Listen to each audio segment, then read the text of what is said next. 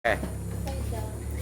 Amen. Praise the Lord. At alam ko po ang bawat isa ay handa na po rin ang ating Panginoon. Amen. Amen. Pwede po ba natin sabihin, handa na po akong purihin ng Panginoon? Handa na po purihin ng Panginoon. Amen. At Amen. Tunaman na po. Amen. awitin po natin ang malayang malaya.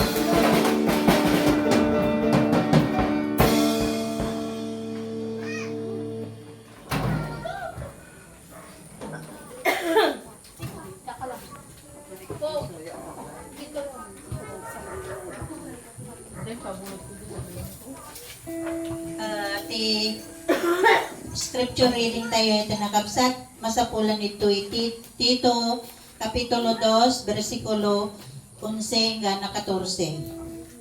Sapagkat nahayag na ang kagandahang loob ng Diyos na nagdudulot ng kaligtasan sa lahat ng tao. Ito ang nagtuturo sa atin na talikuran ang makamundong pamumuhay at damdaming makalaman. At mamuhay tayo sa daigdig na ito ng may pagpipigil sa sarili, matuwid at karapat-dapat sa Diyos.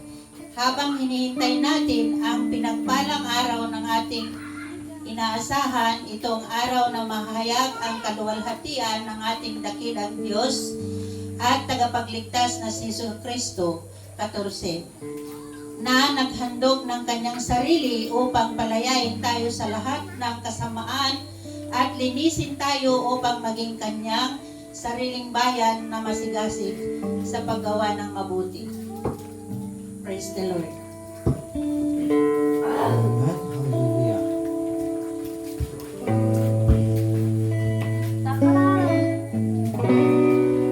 Yes.